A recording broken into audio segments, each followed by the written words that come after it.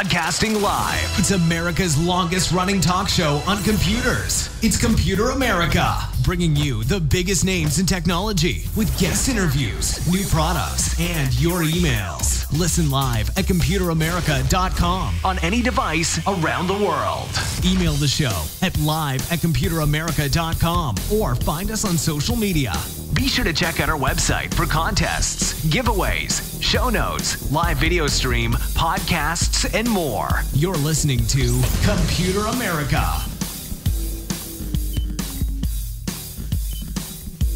Hello and welcome into the Computer America Show. We are the nation's longest running and nationally syndicated radio talk show on computers and technology.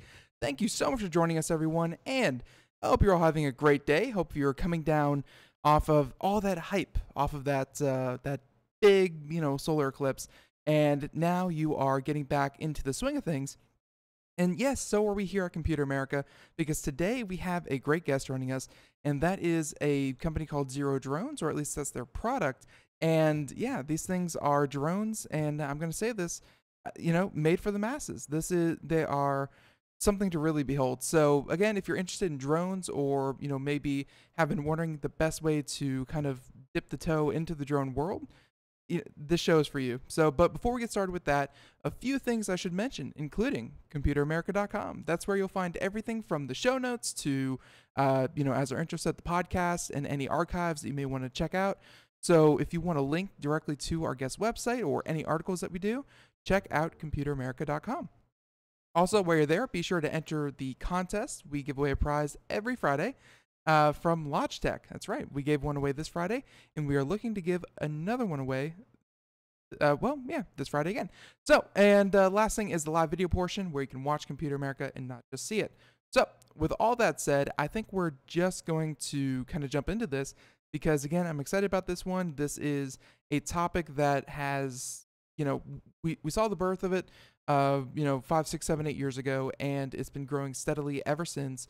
A lot of different applications, and I think one of the, soon to be most popular application is, personal use, is for consumers, and, and that kind of deal, because there are applications in military and workplaces and what have you. But, home use, well, that's something entirely different. So joining us today is a company called XIRO Drones. And by the way, we have Steve Johnson, who is the Vice President of Sales for North America. And yeah, and for everyone out there, technically part of Rappu Technology, and of course, who holds the patent for it. But the big thing to remember, XIROdrone.com. So, Steve, thank you for joining us here on Computer America. Hey, great. My pleasure. I'm glad to be here. Our pleasure, our pleasure. So, yes, this is a product that, we're going to talk about our hands-on experience on it a little bit later, but I think a little bit of background is necessary, because, again, you kind of heard me stumbling there about how Rappu Technology kind of folds into all this. Give us a little bit of background about XIRO Drones and... Sure. Yeah. Well, so XIRO Drones is a product group within Rappu Technology, and Rappu's been around about 15 years, obviously a Chinese company, one of the pioneers in the wireless computer peripherals products, so mice, keyboards, that sort of thing. And in addition to that, we kind of focus on 5G wireless, which is a less crowded bandwidth. So that's one of the things we do that's different from the other computer peripherals companies. But it's a public company, strong design, R&D, and manufacturing, a lot of robotic manufacturing in our factories. So really on the cutting edge of all the automated facilities in the world. So the natural outgrowth, if you will, with wireless, a lot of the technology involved in drones is wireless. You control it wirelessly, whether it's Bluetooth or Wi-Fi or that sort of thing, and precise manufacturing. And that sort of thing kind of led the company during the drone craze, if you will, to take a look at that category and see where they might utilize some of their capabilities, along with some partnerships, if you will, to get into the drone business. So thus the XIRO XPLORER drones were born probably 5 or 6 years ago. And today, the Rapoo North America offices are responsible for launching both the Rapoo brand of computer accessories and the Xiro brand of drones into the North American market. And that makes a lot of sense because after having, dealt with, and I believe, we checked out the XPLORER Mini, but it made a lot of sense because I was, setting it up and, I'm one of those people that I probably should read the instructions, but I don't. And then if I don't understand it, I kind of instinctively take it out on the company for not making it, simple enough for me to understand it. But I will say that, the fact that you're a peripheral company, the setup and the use of the drone, which we're going to talk about, was very reminiscent of, attaching a webcam to a Wi-Fi network or attaching something. Yeah, it's pretty darn simple. So would you say that, that's kind of how a computer peripheral company kind of approached the drone market? Yeah, well, definitely. As I said, there's some technologies that are involved in both areas, and obviously the wireless is one of the obvious ones. I think I've said obvious 3 times, so it's pretty obvious.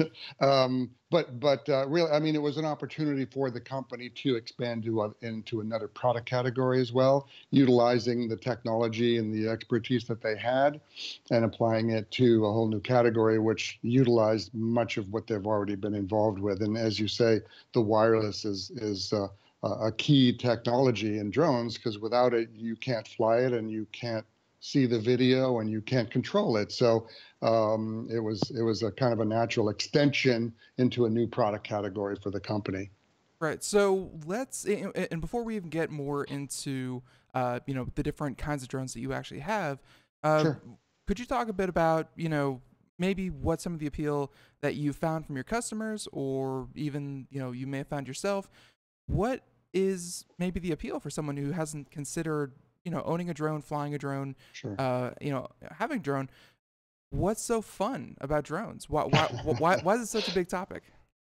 Yeah, well, sure. So, I mean, clearly, drones and remote control flying devices have been around for a long time. It's, whether you were a model airplane enthusiast or a car, remote controlled cars and that sort of thing. The whole concept of remote control things is not new, and there's been flying things around for a long time. What really made it into a consumer product was adding a camera. So before that, drones were used to fly around or maybe move things and have some fun, and it was very enthusiast driven, not consumer driven.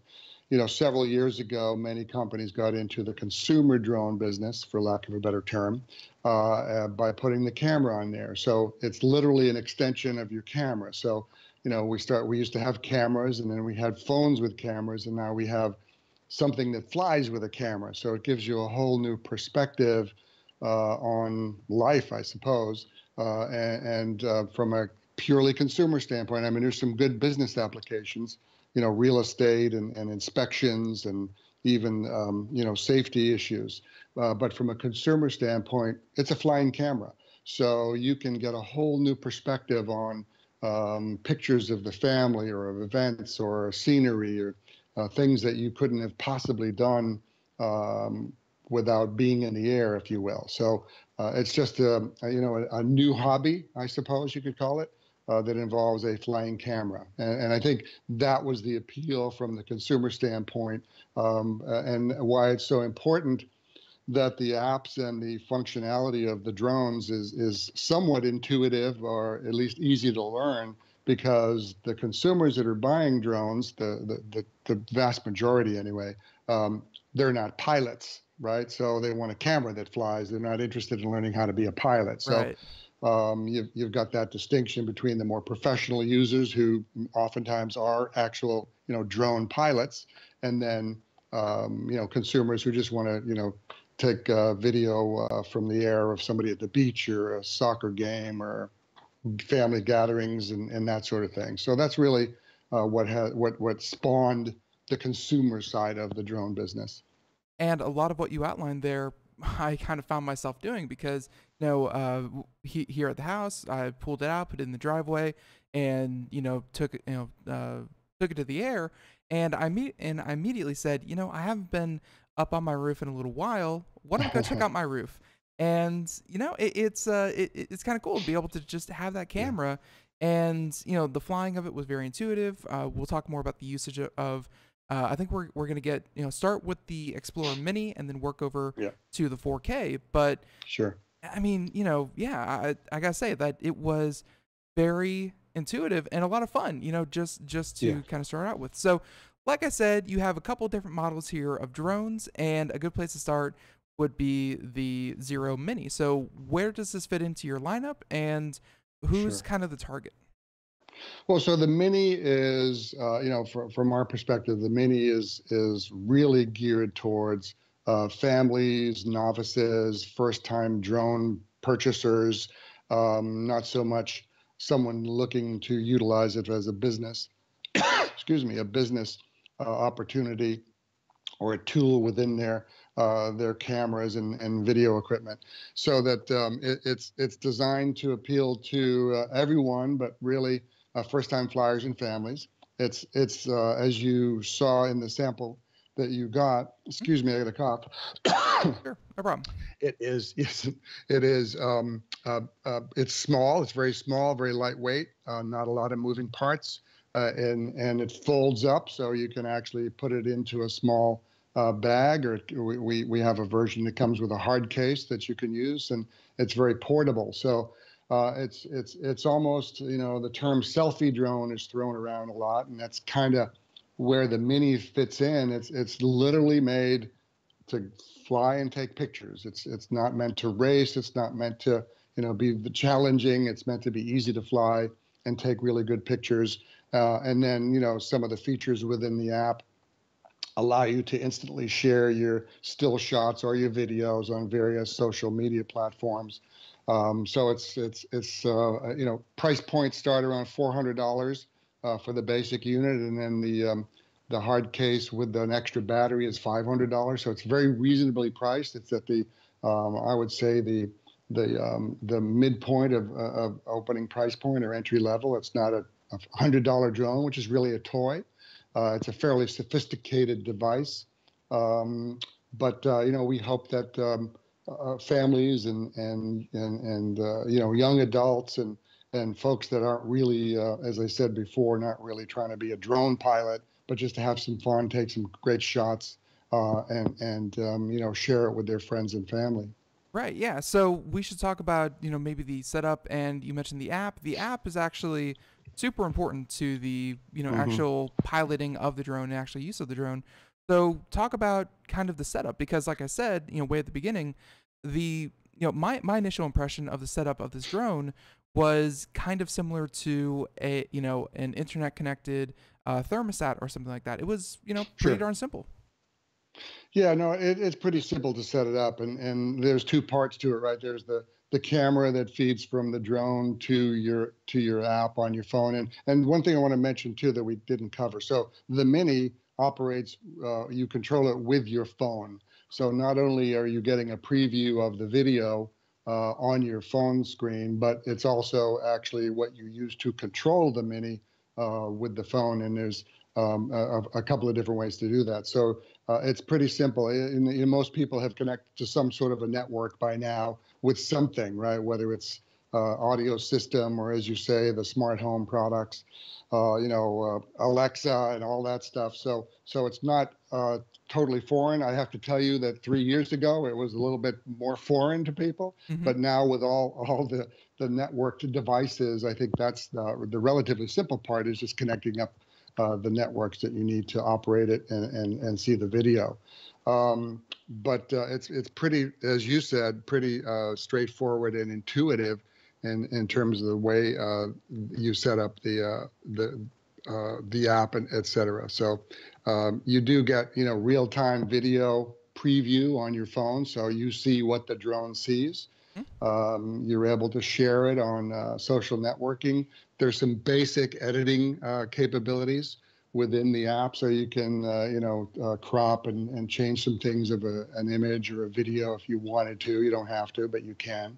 But it's meant to be, as you said, fairly intuitive, and a lot goes into that. And I think one of the skills that the company has, obviously, with computer devices, input devices, is trying to make it relatively simple for people to set up. So I think that played well into the Rapoo side of things for getting into the drone business. Yeah, and not only that, I mean, it really showed that you do consider this kind of a beginner drone because of a feature that we used a number of times, which was the very, very simple takeoff and landing feature. Could you talk Absolutely. about developing that? Sure. Well, I mean, it's actually fairly common these days in drones where, again, the idea, particularly for consumer category type drones, is to make it easy. So you don't even have to learn how to fly the thing. You can do it with, the automatic takeoff, automatic landing. There's ways to, pick spots on a map, and the drone will fly there.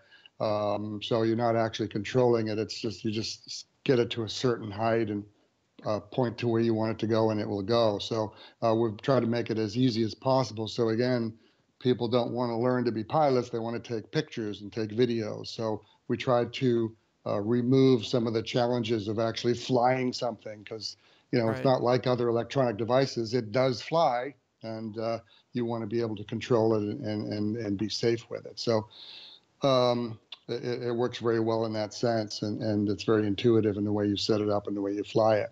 Right. Yeah. And definitely, I mean, like at first, and again, like to give my drone experience, I believe I got like a little drone mini at CES one year. It was, like you said, toy, and you said $100. This one was maybe $18. Like it was, yeah, beyond joy. I'm sorry, beyond toy, and that was about all my experience. So when it came to this, I kind of found myself trying to look at the drone and trying to, not look at my phone. But eventually, after 2 or 3 minutes, I was like, it's probably going to be easier just to use the camera, and your phone to guide it rather than trying to keep an eye on it in, that way. So, you really do pick it up very, very, very quickly. It was a lot of fun, and although I will say that if you're watching the video portion, everyone, we have the Zero drone, XPLORER Mini up there on the screen, but I got to be honest, the pictures don't really give it a good dimension because it seemed bigger in person. Could you talk about the dimensions of this drone real quick? Oh boy, the dimensions of the drone. Well, so when it's folded up, it's probably about 6 or 8 inches long and 4 or 5 inches wide. When you open up the arms, it's maybe 10 inches square is the footprint, if you will. Sure. So it's very compact. It's meant to be small and compact and nimble. It flies very well because it's small. There's not a lot of wind resistance. And that sort of thing. So I think that was an important part of the design. And then the battery, 1,400 milliamps, I believe. And you get about 15 minutes of flight time, give or take, and everyone will quote different times on their batteries, and basically that's usually like what we call hover time. So the more you're using stuff, the more drain on the battery, it's going to be less than that. But everyone uses the same basic way to determine the battery life, and at 15 minutes, you'll get anywhere between 12 and 15 minutes if you're flying it around and taking video. Right. Yeah, and that's about what we found as well. So not too bad. We flew it for about 10 minutes. It had like 60% battery left, so not too bad at all. Now. Well, so let me. Since you brought up batteries and battery life, so one great feature of the Mini, and as well on the 4K when we talk about it, is that it has a return home when the battery gets low. So if it gets too low, it's just going to say, "I'm done. I'm coming back," and it'll return to the home place so you can land it. I have not tried that feature, and I'm Well, anxious to, of course, do you don't that. want to But try it. yeah, exactly. But no, that sounds, of course, very interesting. And then, Yeah. the next thing we did, because after we took it outside and we, checked out our roof, because hey, why not? Hmm. Um, the next thing we went and did was took it inside and tried to fly it in there. And Right. I'll be honest, it's more fun when you have the big open sky and you can, kind of Sure. fly this thing around. But is it meant to be flown indoors, or was that unease I was feeling, warranted? No, so indoors, this actually has what's called visual positioning. So there's cameras that determine where the ground is and where the ceiling is, and helps to keep the drone indoors stable. Because when you're outside, again, all drones have GPS functions built in, so that the positioning is maintained, even if there's some wind. So that virtually all drones, the toy drones don't have this, but when you get into the more sophisticated drones, they all have GPS positioning built into them for a few reasons. So you can use the app to do the waypoint flying, to pointing to a spot on the map, but also it's for stability and safety, so that it'll stay in the spot where you put it, whether there's breeze or not. When you're indoors, you have no GPS, so we employ the visual positioning system, which is a couple of cameras that allows the drone to see, if you will, where it is, so you can fly safely indoors. Without indoor positioning, you have a very difficult time controlling the drone, because it tends to drift and float. So that's an important indoor feature. I'm glad you brought up the indoor experience. But Yeah. it's actually is a bit more stable outside because of GPS, but indoors it's perfectly safe because there's limits on how far it will go, how high it will go, and it has the cameras, the visual positioning cameras, to help keep it stable. I'm glad that you mentioned that, because I'll be honest, I think a few times it almost bumped into a wall, and I was wondering, if I was imagining it was kind of edging itself away from it. But yeah, no, it's That's on, yeah. We typically call that pilot error. That is, trust me, there's plenty of that yesterday. But luckily, I did not drop it. It did not fall out of the sky. It worked wonderfully. One Good. feature that I did not try, because I was stationary. I didn't feel like going for a walk, but there was a feature that looked very interesting. We'll try it eventually. But could you talk about? I think it was like follow me or Yeah, follow mode. Yeah. sure. Yeah, so there's actually two. There's a couple of features. So many drones today will have what's called a follow me function, where it will follow the person with the controller, in this case, your phone. And when you employ the follow me function, the drone will turn and the camera will face towards and focus on the controller. Then as you move around, the drone's going to follow you around from wherever it is, whatever height and distance and angle. It will maintain that as you move around, whether you're riding a bike or running up and down a field, or skateboarding, that sort of thing. It will follow you. We have one additional feature, which we call Snap, which is the ability of, through object recognition, for the camera to focus on a person.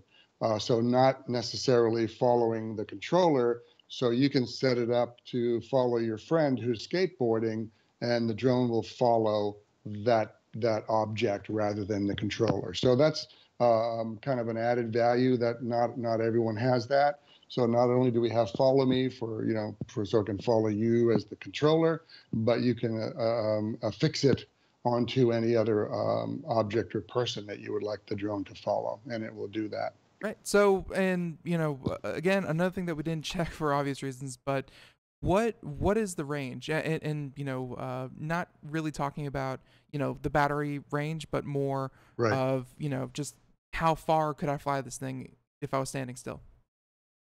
So how far away? So it's going to vary depending on what is around you, right? So and it depends on if you're in an open field, it'll probably go about 100 meters, so 300-ish feet from where you're standing.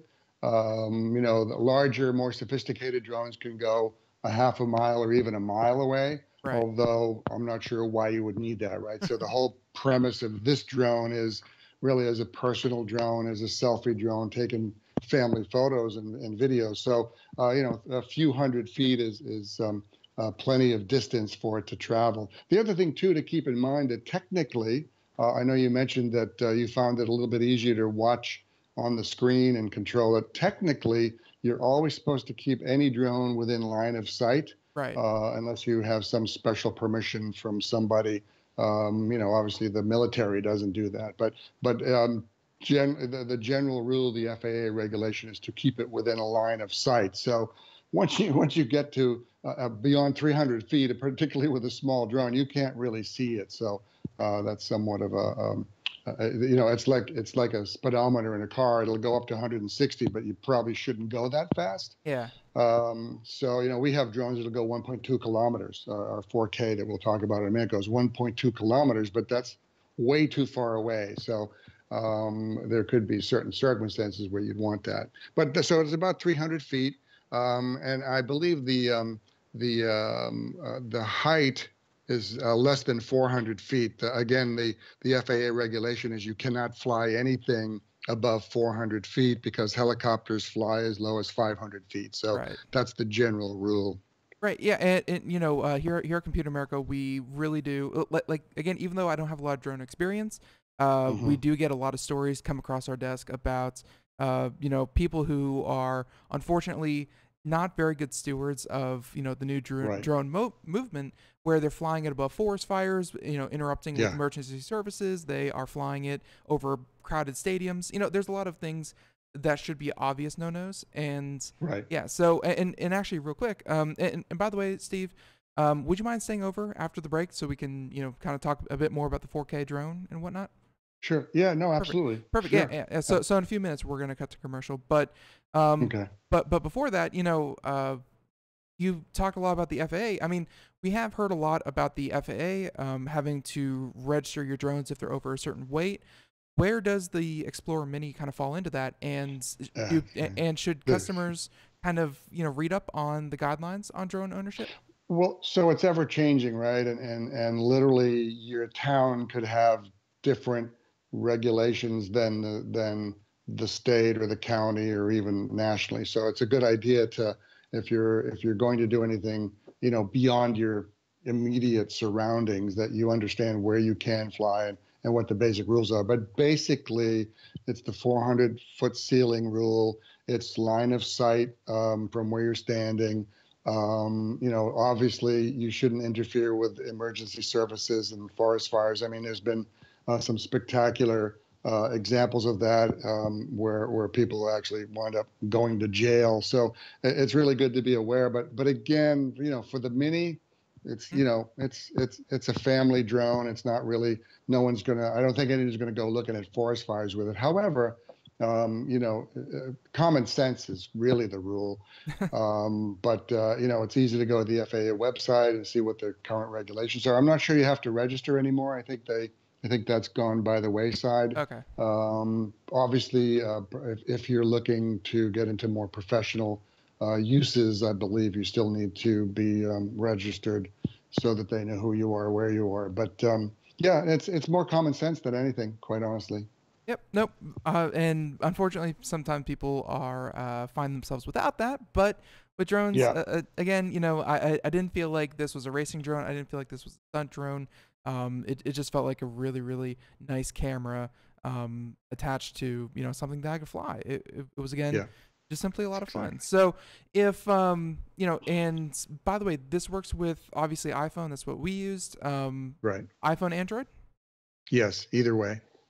Perfect. So no, it was very easy. Go install the app, pair it, and then you can of course register your drone. If if people want to buy these, where are you kind of positioning these online, of course? But yeah. Well, so right now there's a few online resellers of the Mini here in the States. So obviously through Amazon, through our own website. And I don't have a list off the top of my head. If you type it in, you'll find it. It's available in Canada through Best Buy. But that's it. We're literally probably a few months into the actual launch of the product into the U.S. market, so it's becoming more available, but it's not available everywhere yet. But you can find it. Right. So, and see, with that, music means we have to take a break. We'll come back with more, and we'll talk about, the XPLORER Mini. It's a lot of fun. Definitely a good first timer, but good to see here that you have something for more professionals. So we'll come back and we'll talk about the 4K. So everyone else out there, we'll be right back. More Computer America just after this. We are all Brother Wolf. 10 years ago, a group of locals banded together to create positive change. We took animals into our homes, held adoption events at local retailers, and talked to the community about our mission to help build a no-kill Asheville.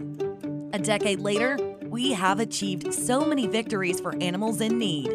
There's been so much progress, yet there's still so much to do. As part of our year-long celebration, we encourage you to become a member of our special Compassionate Circle program. With a monthly donation of $10 or more, you will have behind-the-scenes access to the work we are doing at Brother Wolf. Our goal is to reach 1,000 members because we receive no government funding. Working together, we can help build and sustain no-kill communities. Learn more at compassionatecircle.bwar.org. We are a 501c3 tax-deductible organization.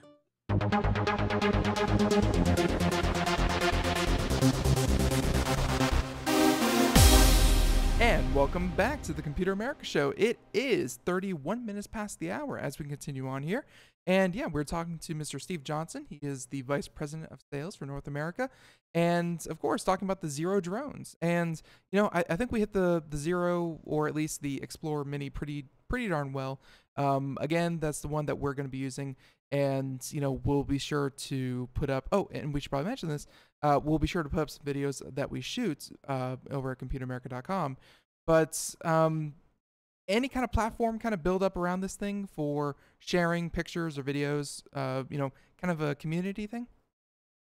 Yeah, I mean, for both the Mini and the 4K that we'll talk about, it's pretty easy to share on social media platforms. It's within the app, so there's nothing too complicated. It's meant to be very simple, so you can share still shots or videos right through the app.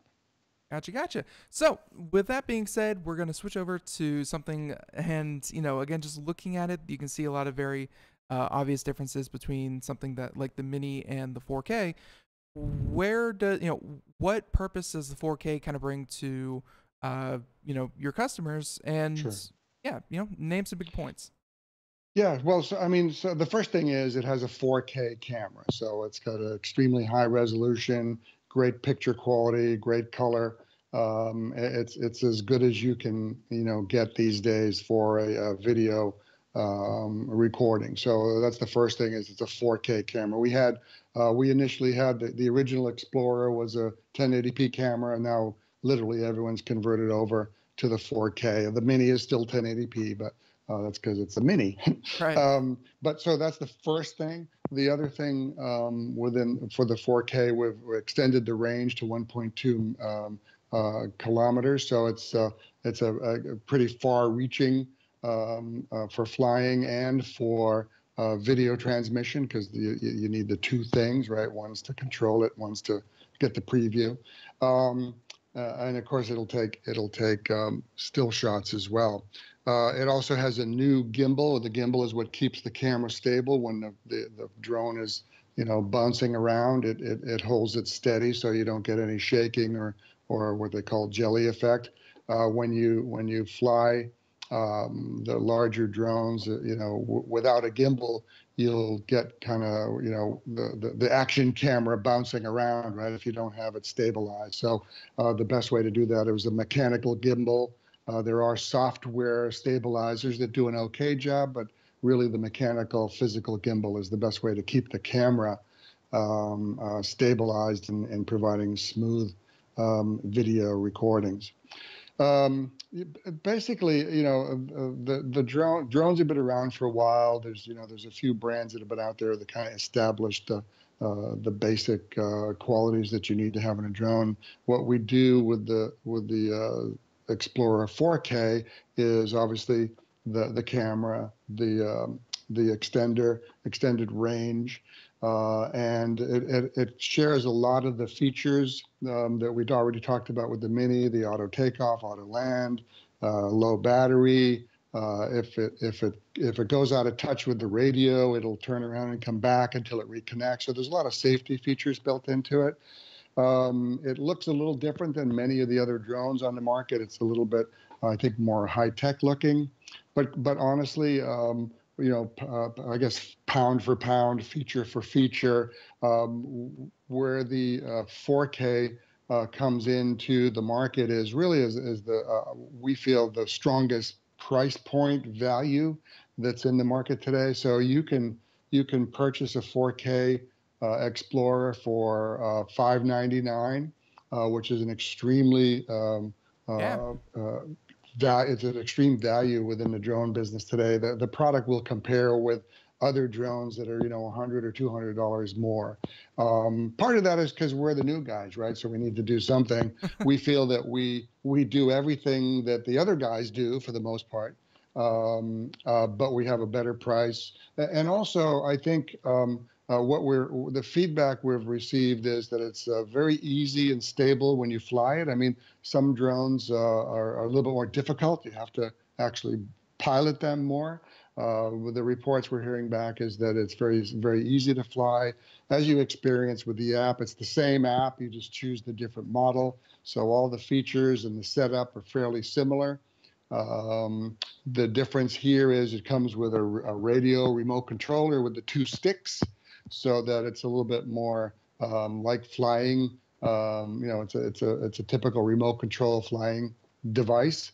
So once you get used to the sticks, it's fairly easy to fly and actually can become a lot of fun. And you use your phone strictly for the video preview and some of the software enhancements, the editing and the sharing and that sort of thing. Waypoint flights, so you can pick spots on a map and send the drone there. But right. We think it's the best value 4K drone on the market today, and so far, the response has been fairly positive. Yeah, no, it's and hopefully we're all okay there. But no, I mean, just looking at it, it looks like everything is just a better version of course, the Mini. And there's of course a lot more features there. I definitely do like do like the controller that you kind of mount your phone into, and it's way at the beginning of the show you mentioned that it's kind of the generation that grew up with remote controlled cars and things. Sure. They would not be at all shocked by how these controllers looked. So right. Obviously very, very cool, and I thought the price was going to be northwards a couple $100. You're right. Man, that is really, really cool. So, and obviously this is going to be available online as well, just like anywhere the Mini would. Yeah, basically, yeah. So, our website, Amazon, there'll be a few online retailers you'll be able to find it. The best way is just to type in, Zero XPLORER 4K, and you'll come up with a few places where you can purchase it. Right. So yeah, and it's really, at $599, it's a great value to consumers that are maybe ready. Maybe they own the Mini and they want to step up, or they had a different brand and they want to try this one. It's great for gifts and that sort of thing. It does a great job. It's very easy to fly. A couple of the key things with it is the waypoint ability. So you can literally map out a pathway for the drone on the map that's on your phone. So if you wanted it to fly around and take shots of a wedding, or if your kid's playing soccer or anything like that, you can do it without flying over people, right? You can have it fly around the perimeter. Right. But there's also a version that has 2 batteries. So it's one battery version and a 2 battery version. And it's somewhat of a savings from buying an extra battery. So batteries are $130. It's $100 more for the 2 battery version, so it's $699. So it's a really good price point. Definitely. So just like 4K, just like a couple of things that you have kind of mentioned here, quite a number of times I heard you mention during this interview that so-and-so has become standard. That's something in every drone operation now. Mm-hmm. What kind of trends do you see developing, kind of in the future? Because 4K, like you said, is here. what should people kind of keep an eye out for drones? Yeah, that's a good one. If I could do that, I would start my own drone company. No, but I mean, in all seriousness. So what's going to continue to happen is I think you'll see at some point they won't be able to get much less expensive. I mean, there's a lot of technology in drones. So if you want something like our 4K or even the Mini, there's not a lot of cost savings left, quite honestly. But I think you'll find there'll be a lot more features added into it. I mean, the companies have been experimenting, is the term I would use, with obstacle avoidance, so that it won't bang into things like you felt like you were going to hit a wall. That technology is out there. It really hasn't taken hold, quite frankly. I'm not sure it's developed to the point where it makes sense on a consumer or even a semi-professional product yet. But those type of enhancements will be there. Obviously, someday there'll probably be an 8K camera. The other thing, as you get into, so there's two ends, right? There's the mini category, which those are going to continue to get easier to fly and much more intuitive, and probably improve the camera quality and things like that, and software features and how you can share things. That's about all you can do on that level. But as you get into the 4K and other brands and other products that are priced way above it, the over $1,000 products, then you can change the camera out. It'll have options for different lenses, a lot of tools for the photographer, videographer. So it's not, from a consumer standpoint, sure, there'll be, the amateur hobby photographer may take advantage of some of those enhancements in the future. Right. But it's really a small thing from a consumer standpoint. The obstacle avoidance is something that I know has been worked on, and hasn't really taken hold because it doesn't avoid the obstacles quite as much as they should. Right. But just continue to refine the product itself and the cameras and some of the accessories that you can utilize. You see some of the bigger brands, whether it's DJI or someone else, they're constantly coming out with super high end. And when you get into specific uses, that's where you'll see a lot of the future developments. Not so much on the consumer side. I mean, from the consumer side, it's a flying camera, and as long as it does that, you're good. But when you get into specific uses, as we talked before, whether it's safety and inspection and all of the different uses for a drone, that's where the enhancements will begin to come up, is from that business side. Yeah. In terms of use cases. And one of our regulars here that we have on the show works with Autodesk, and he says every single day he goes to work and he sees a new drone that is for, like you said, inspections or planning, right, or what have you. It's certainly getting to that point. So, and again, we're asking for your opinions here. Nothing Sure. to be said to to the future of the company, but two more things I wanted you to comment on. Sure. The future of VR and drones, and the future of drone racing, because you did mention that at the beginning. Yeah. Well, so drone racing, I don't know. It's on ESPN. I mean, what do you do after that? I'm actually blown away by the fact that there's drone racing on television already. So that's a whole nother world. I really don't have much to say about it. I don't know anything about it, but Sure. Clearly it's becoming, a sport. As in VR, with drone racing, they're using the VR goggles. But there are products out there you can buy VR goggles to use for your drone now. The only problem with that is you're not supposed to take your eye off the drone. So when you put the goggles on, it's got to be another person, right? But there's that. That's one of the enhancements for more professionals, where you have someone who's, someone's the pilot and someone's the photographer or videographer. That person would wear the VR goggles and get that up close view of what the drone is seeing. But from the standpoint of your average consumer, it's out there. It's Yeah. available today. It tends to be expensive, but drone racing, I started with Unique a few years ago at the beginning of this whole thing, and within a very short period of time, drone racing became pretty big. And like I said, now you can see it on ESPN, which is completely amazing to me. And they're crazy. They're all crazy. I don't know if you've seen it, but I have. It's an insane thing to do. It's like you took NASCAR and you decided to add a bunch of obstacles and you took the pilots out, so you don't have to worry about bodily injury. So things get very, very insane, and they're very, very good at what they do. Yeah. So, No, I think it's a sport. Yeah, it's a sport where the participants can't really get hurt unless they like throw their back out or something. Absolutely. No, it's a lot of fun. And you know what? And honestly, after flying the Mini, I think drones in general are just a lot of fun. I really do. Yeah. And again, we'll be using our camera, so keep an eye out for Computer America as we start to make more of those videos. But I will say that Steve Johnson, thank you so much for coming on to Computer America. I apologize for keeping you over. And and if people want to find out more information, where should they head to? Well, just go to type in XIRO XPLORER drones, and you'll get our website, which is xiro.com, I believe, and you'll be able to find out where to buy it. You'll be able to see reviews on it and that sort of thing. That'll be the best way to go. Perfect. Yeah, and we have a link to XIROdrone.com up at computeramerica.com.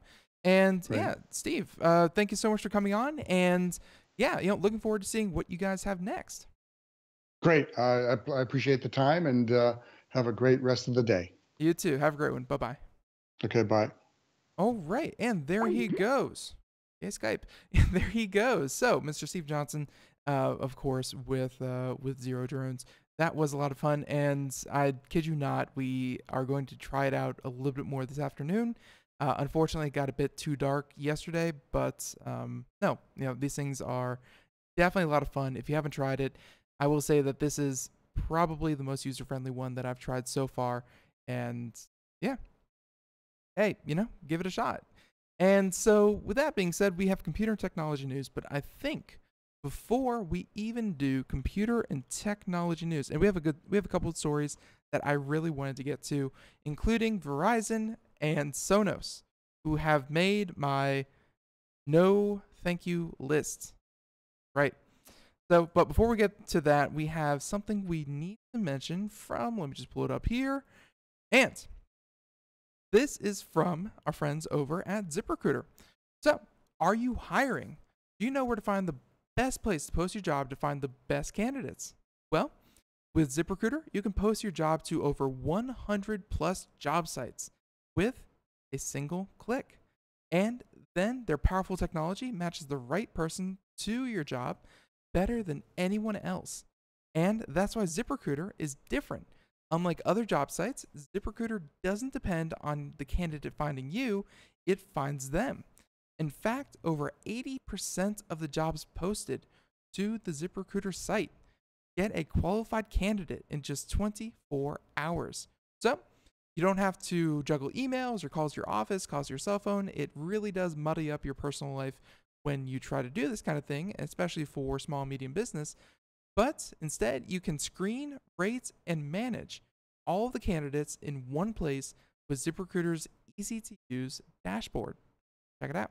And that's, again, all available on their website. So, for our listeners, if you want to find out today why ZipRecruiter has been used by businesses of all sizes to find the most qualified job candidates with immediate results, you can find out for free. Check it out. ZipRecruiter.com/computer. ZipRecruiter.com/computer, and you can list your jobs for free and start getting qualified candidates today. One last time, ZipRecruiter.com/computer. Check it out, and you won't be disappointed. Now, with that being said, let us jump into computer and technology news, brought to you by Computer America.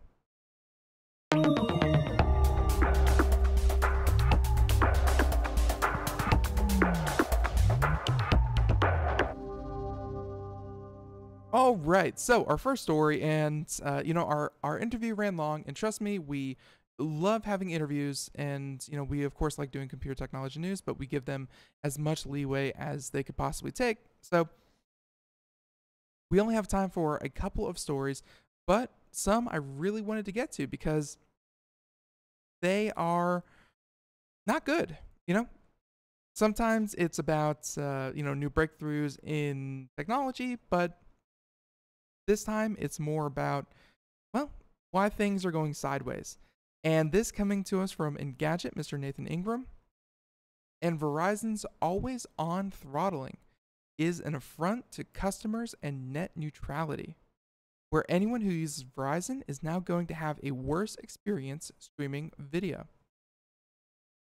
Which sucks. It sucks. This is really not good. So here we go, saying that, well, it was nice while it lasted, where today Verizon, which is, by the way, the biggest carrier in the United States, announced that it was doing away with its simple and fair unlimited wireless data plan and complicating things by instead offering 3 different plans.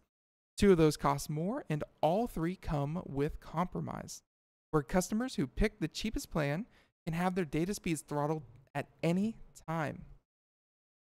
That means if you are, even though you have unlimited data, you pay for what is advertised as unlimited data. If you are in any kind of congestion, whether you are, let's say, at a big event, or the network in your area is just not very strong, or even, hey, just something happens, you will automatically be throttled to 480p live streaming, or streaming video. And for those of you keeping track, 480p, not HD. We're heading back to 2008 level of video definition, or even sooner. And tethering data is limited to the ludicrously slow speed of 600 kilobytes a second. 600 kilobytes. I'm sorry, kilobits. Not even bytes. 600 kilobits per second. So that means that, let's see, what takes 600 kilobits? Because I remember back in 1998, I had a 56K modem. That was great, and we upgraded to like a 1 megabyte connection speed or 3 megabyte connection speed. The point is, this is somewhere in the neighborhood of 2005 era speed.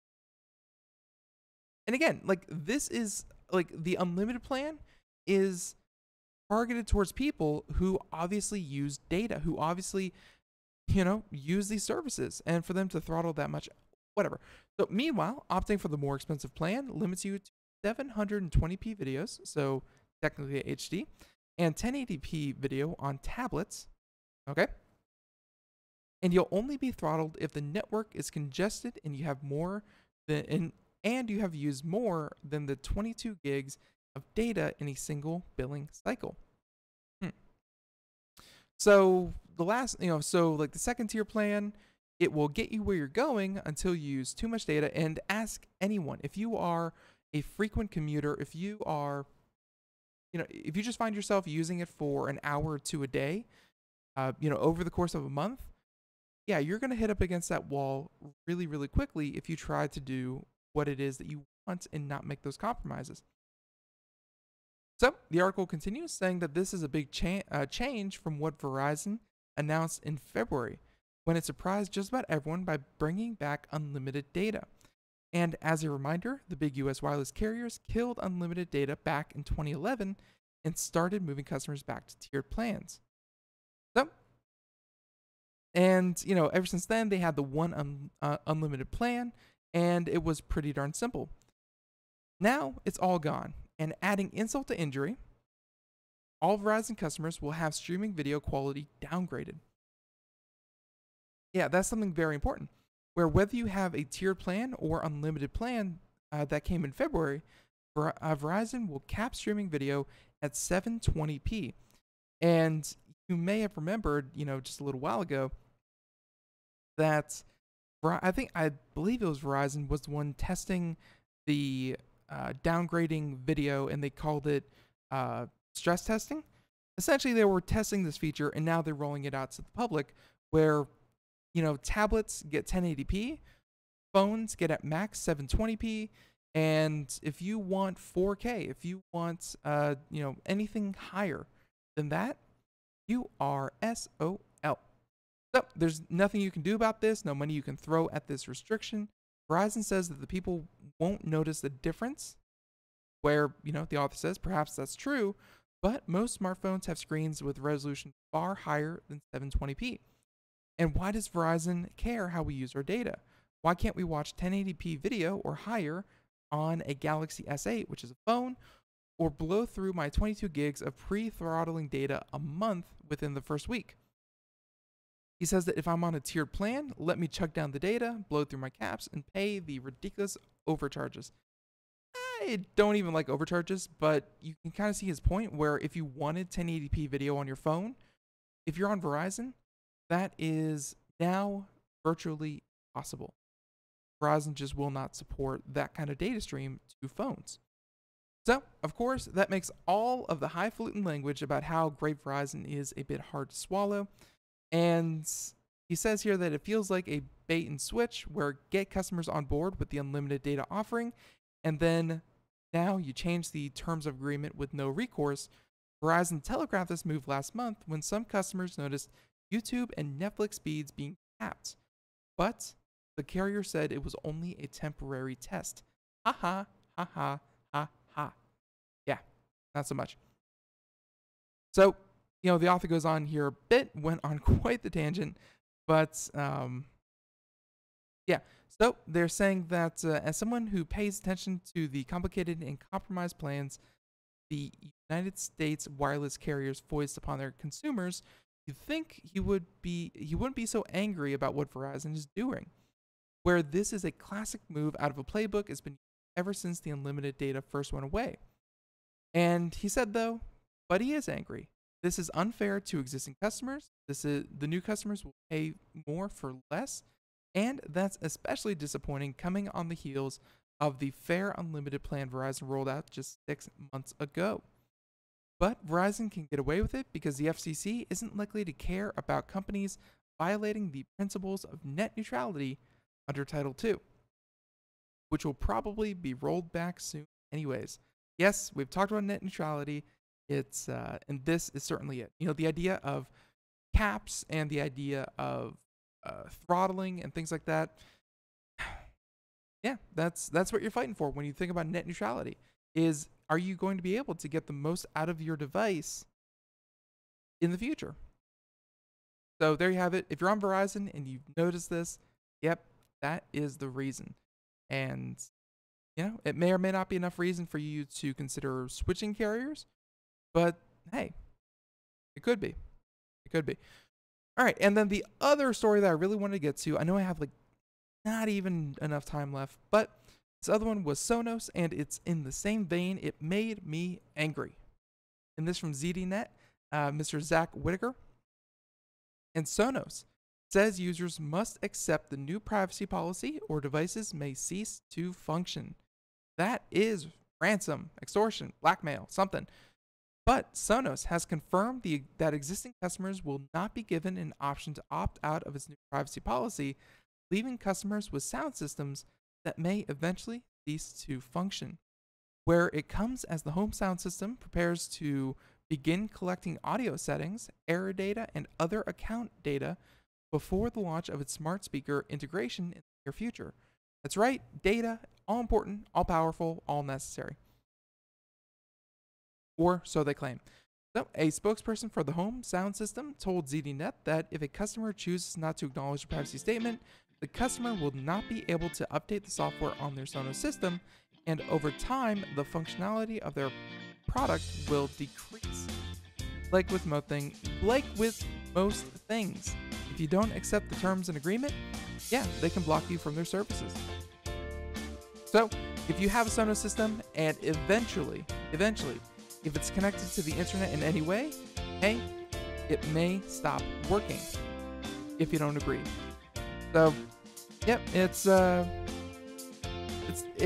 growing pains from the idea of everything connecting to the internet, everything being updated well past its purchase date, and expect to see more of these kinds of incidents. So, everyone, that's just about here for Computer America. I'm your host, Ben Crossman. Thank you for joining us here on Computer America as we talk to Zero drones today.